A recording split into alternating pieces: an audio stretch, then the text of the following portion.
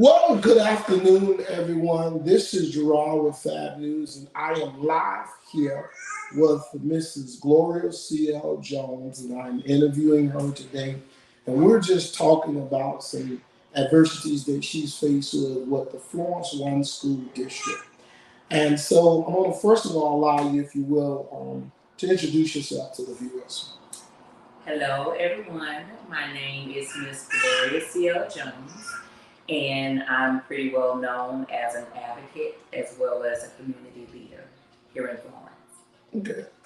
So, Ms. Jones, I understand you're saying that there is a few situations at Florence One School that you are dealing with, and you have been trying to resolve this situation for some time now. So, if you don't mind, why don't you just tell us exactly what is going on? Well, one of the issues that I'm having as a parent, which is also an issue with advocacy, is getting our district administrators to evaluate our children in a timely manner. What that means is if there's some type of indication that your child has a disability, whether it be behavior, academics, it should be the school responsibility to evaluate your children. If the school doesn't evaluate your child, what parents do is they request that their child is evaluated. And those are some things that I've done for my son that has taken a long time to do. Once you get them evaluated, it seems to be a problem once they have an IEP to receive those services in IEP. Me as a parent, I feel that I am just as credible as teachers, principals, in reference to putting an IEP together for my son. And those are problems that parents are having as well. That we have children enrolled in Florence One schools, but yet we're fighting the team to accommodate our children with services and other accommodations that we feel that are appropriate for our children to receive an education. So, one of the things I'm hearing you saying that um, so apparently your child is having some issues with the IEP, and they're not really giving your child the necessary things that they would need to be able to do. And what I want you to do, if you will, if you will explain to the visitors, I mean to the viewers, exactly what is a IEP and what is the advantages of the children who actually has a IEP. An IEP is an individualized educational plan, and that's for students with disabilities. And a disability has many categories. It can be because of autism, ADHD, developmental delay, um, wheelchairs. There are different things that will qualify your child for an IEP. So, what this individualized educational plan is to basically prevent your child from being discriminated against and allow them to receive an education that accommodates their educational needs. So, in other words, so it is the school responsibility to accommodate your child. And what you're saying is you are having to fight them to do what is due to your child. And so, in essence, they're denying your child due process, which is the law, because I think many parents don't even understand the IEP or the 504. They don't understand exactly um, when the state passes is not a matter of an opinion whether or not a child can have it, whether they should have it, it is the state law. And so, how do a parent even deal with the situation of having to have a child in the IEP and not being able to get the affordable things that he or she needs to be able to deal with their learning disability? Well, that's one of the reasons I advocate. Parents need to learn and understand the law and their rights. The point of the IEP that we're fighting about is our children are being denied what we feel are a free and appropriate public education. Our children should be able to still receive an education even though they're acting up, they're talking, they're jumping up and down, they're crawling on the floor, they're hitting, they're spitting. The law says that your child still deserves accommodations. Resources should be provided to your children to assist them in still receiving an education. And it's not punishment, it's accommodations that our children are not receiving that we're fighting. We're not fighting that our kids can't be punished. We're not fighting that our children shouldn't be held accountable for not following policy and procedures. We're fighting because policy and procedures in Florence One schools is not being followed first by administrators. We're fighting that the IDEA regulations, the law for students with disabilities, are not being provided to our students first. So if you fail the child in providing them these services and resources first, how are you punishing our children? So I understand that you've been fighting with Florence One for some time now, and here it is. We're just a couple of months into school, and you have filed a few due process for denying your child. Let's talk about that. Let's talk about school just starting, and you having to file. How many would you say? Well, I filed two already, and I'm filing another one today. Okay. So, and I understand today you had a hearing and things did not go quite the way they should go. You care to tell us exactly what happened, what transpired? Well, today I had an IEP meeting for my son. He's currently not attending school to 12 o'clock. It's what's in his IEP. The other two due process hearing complaints that I filed is basically in reference to this, that I requested that my son receive what's called a functional behavior assessment. I wanted someone that specializes in behavior to evaluate my son while he's in a school setting and to give their expert opinion in helping the school understand how to best serve and help my son by accommodating him within his IEP in a school setting. One of my due process hearing complaints is about how that was not done. I requested this to be done ever since November of last year, and I signed consent in March of this year, and it was not done. So today's meeting was supposed to help answer questions in reference to my son's functional behavior assessment, to get his annual IEP put in place, and many things. But yet I was not able to participate as a parent as I should because of the LEA of the district. He attends my meeting, which he is the one that I'm constantly addressing, that uses his authority to be aggressive, argumentative, and I feel it's his abusive authority in my meetings that denies me my parent input. And today's meeting, it was horrible. His name is Brian Denny. In this meeting, he argued with me, debated with me back and forth in reference to not allowing me to ask questions in my meeting to a man that evaluated my son. And that denied me my parent participation because in the law, it states that I should be a part of the process in determining the services, accommodations that my son should receive, and I was denied that right. Therefore, I'm filing another due process hearing complaint. So, it appears this is an ongoing battle. I know I see you always having IEP meetings, always fighting, and I understand you also advocate for a number of other children outside of your child as well. So let's talk about what do you do to help other parents who you are advocating for? Well, the thing that I'm well at is advocating.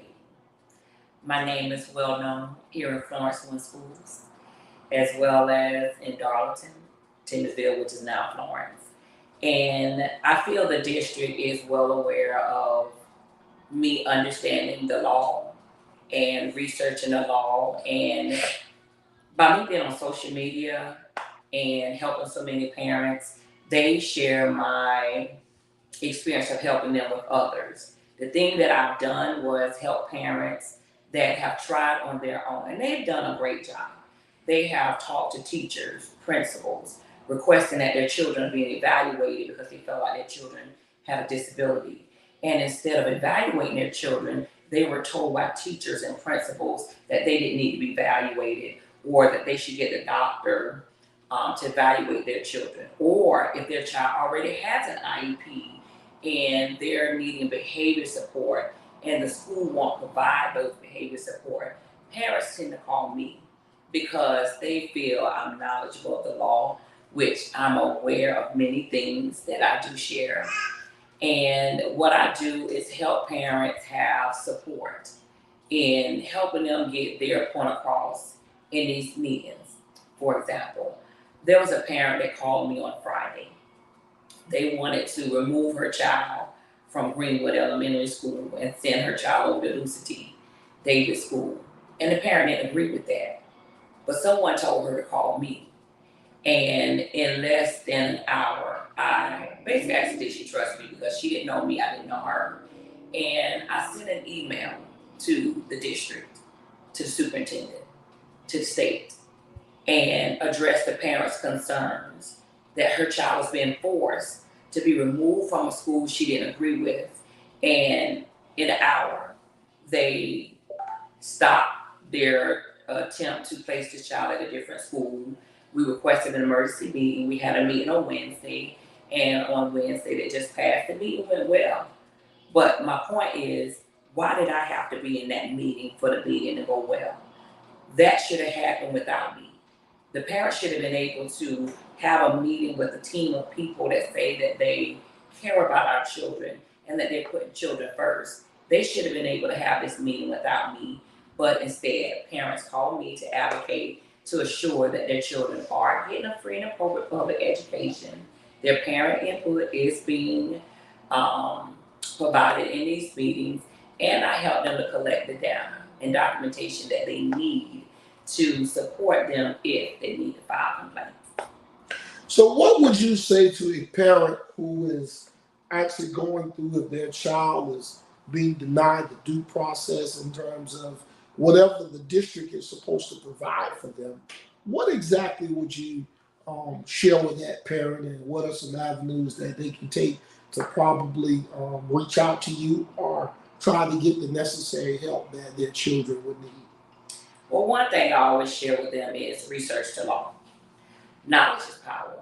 Um, IDA regulation is online. You can look it up, look at the area of concern and learn it for yourself. They have advocacy programs. They never helped us, but I'm gonna tell you what they tell us. There's an advocacy agency. You can check through them to see if they can assist you. Because they weren't able to assist us, I advocate. There's the South Carolina Legal Department. You can assist or call them to see if they can assist you. Um, Another thing that you can do is make sure you have the data to support your concerns. If your concerns is you've addressed certain things, make sure you document it. Once you document it, make sure you have a meeting. Once you have this meeting and you address it in a meeting, if they still don't consider your parent input, make sure they document it in what's called a prior written notice. And in that prior written notice, that is your proof of your attempt to get the school, the district, to accommodate your child with what's considered a free and appropriate public education. And once you try all of that, then you file what's called a state complaint or a due process hearing complaint. And normally when you file one of those, the district tends to respond to you a little differently in a good way. Okay. If a parent needed to get in contact with you, tell them how would they get in contact with you, your information, and how would they, or would you even help the public, and if they had an issue? I do. Well, I have a nonprofit organization called Powerful Advocates. I also am an advocate, Gloria C. Jones, and I'm on social media.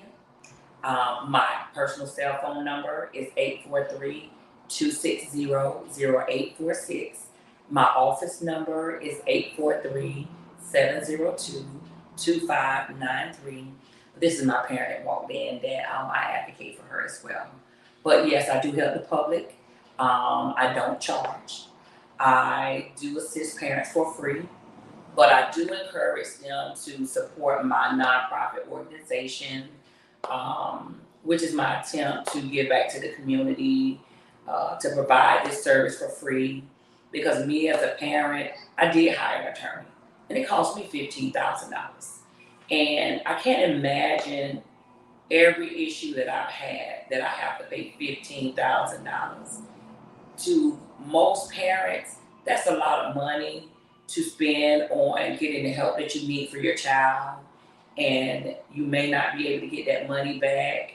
So what I've done was just taking it upon myself to provide a service that's not provided to most people, and I do it for free.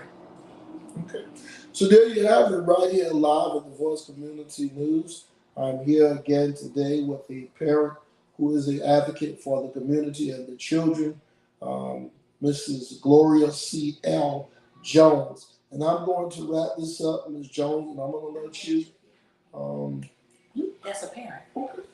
Well, we have a parent here with us. Miss Rich. Miss Rich, who is also sitting in today. And I understand, Miss Rich, how are you doing today? I'm doing all right. I'm glad that you joined us. And for the viewers, can you tell the viewers a little bit about what is going on with your child? Yes, you're not naming your child name in terms because they're juvenile, but just tell us exactly what is going on with your child in Florence School District.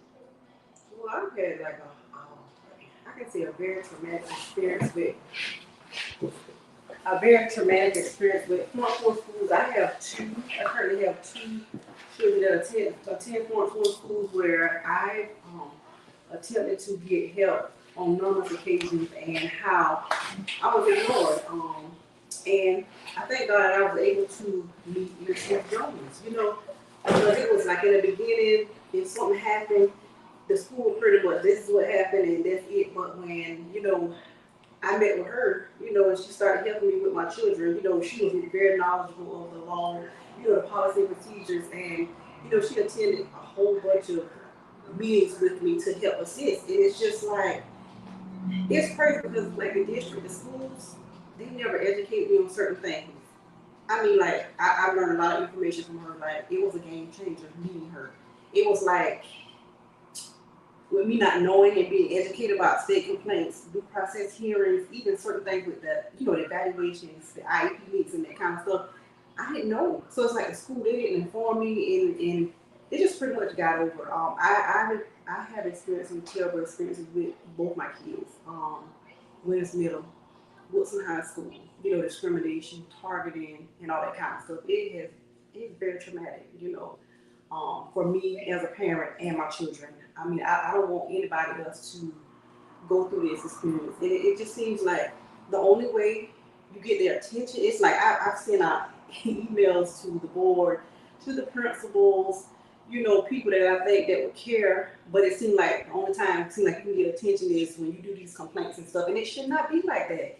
It should be where I address the school principal or people, like the district and stuff, and they help me, but it's like I get ignored, but when we do the state complaint, and I do a due process hearing, then it's like you respond so quickly, and it shouldn't have to be like that. But like I said, the experiences that I've experienced with my children at Florence schools, I don't want anybody else to go through it because I've lost a lot of job, like hours, and also it traumatized my children, and for some of the administrators to be in a professional, some of the things that the comments and that kind of stuff, I mean, it's pure discrimination and a lot of bias and that kind of stuff like that. It's just horrible. Like, it got to the point where I was like, I wanted to put them out of school. That's how bad it was. I'm like, I didn't want to be in public school because of the things that they were experiencing, So I'll be glad when they finish their school years. And I don't know if, especially my young one, if he's going to finish in public school because of, the things that's happening. So I understand that you're going through a whole lot. And again, thank you, Miss Gloria C. Jones, for being an advocate for the children. And I just want to talk about, I hear you say, you went through a traumatic experience, number of things have happened. Will you just give the viewers just one example of what did your child have to go through where you felt like, hey, as a parent, you've not given my child what my child need, the resources to be able to be successful in this school year? I can say for my older son, I was trying to get him services. I brought it to the attention before. I think it was like his ninth grade year. Brought it to the counselor's attention, and nothing was done about it until I filed a state complaint. Okay, we still didn't. The school psychologist, we wasn't able to get an evaluation done until like the next year.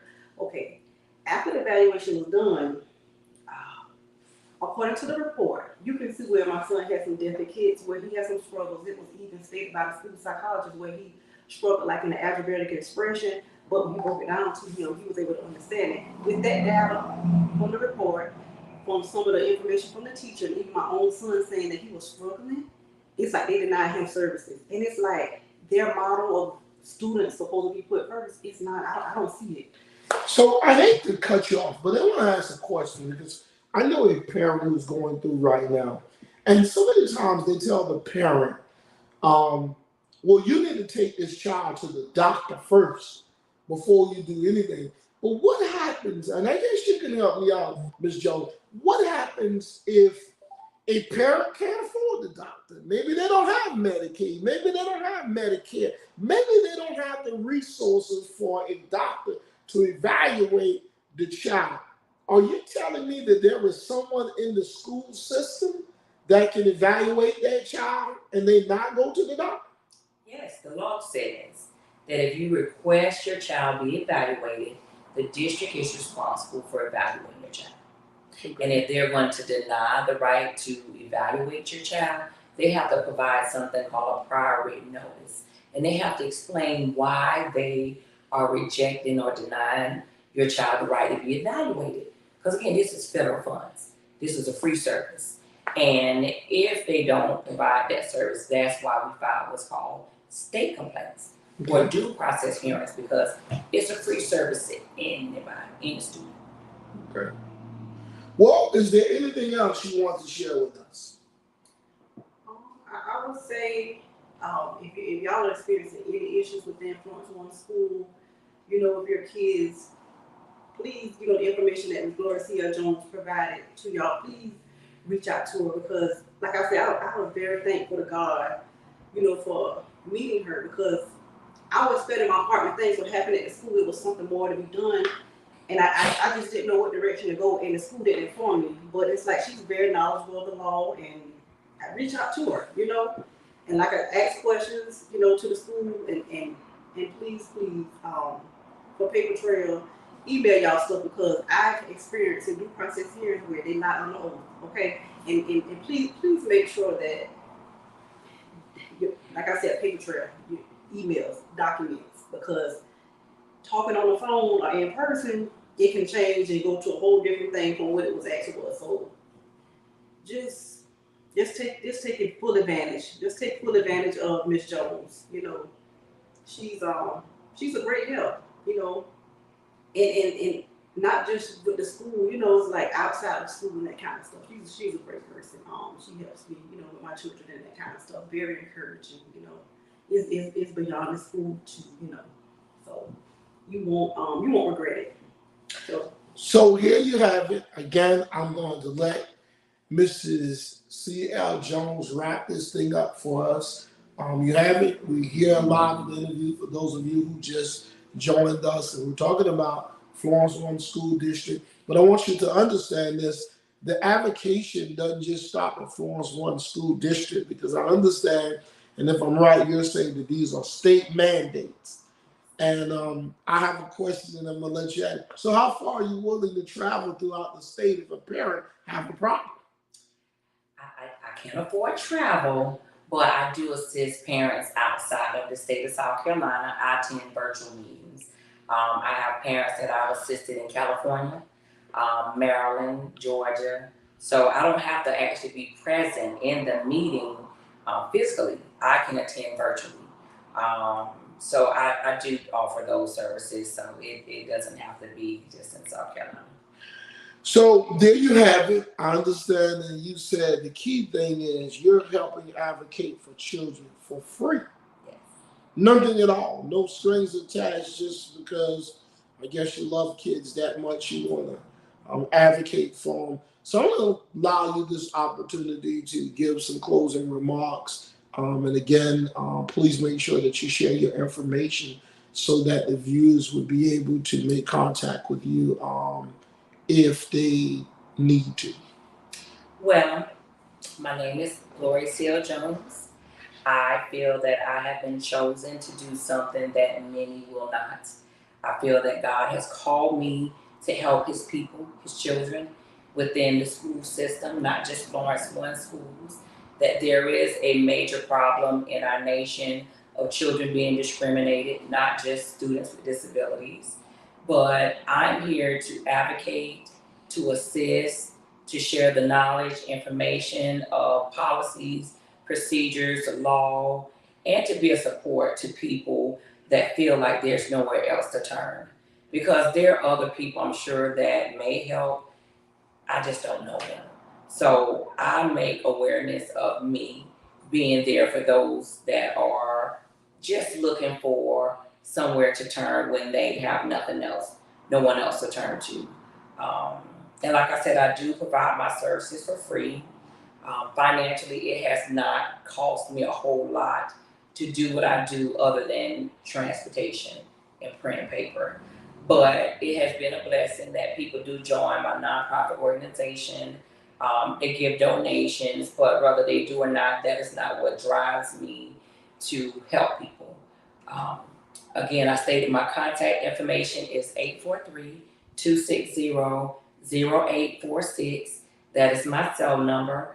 I do allow parents to call me, text me, and my office number is 843-702-2593. And again, I'm at Miss Gloria C. Jones. All right, there you have it right here coming to you live right here from the office of Mrs. Gloria C. Jones. And I appreciate you guys taking time out of your busy schedule, certainly, to interview with me. And we will follow up on the due process hearing. And again, parents, I would say reach out to Ms. Jones and certainly get the help that you need. Don't wait until it's too late. And anytime you need help, even if you don't know, call her. I don't think there's any dumb question. The only dumb question is the question that you don't ask.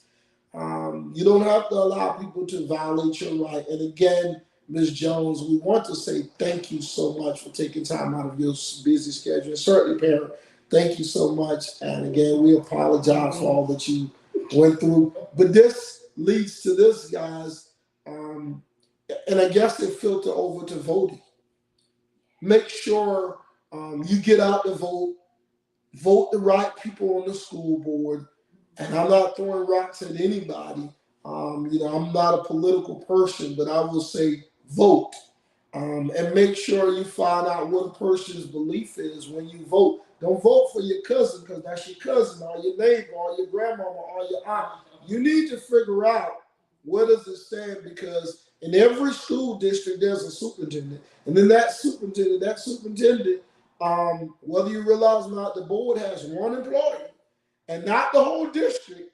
That is the superintendent. And the superintendent has many, many, many employees. So it all starts and stops with the superintendent based upon policies and procedures. So again, parents and viewers, thank you so much for taking time out of your busy schedule. As always, we appreciate you joining the voice for your community concerns.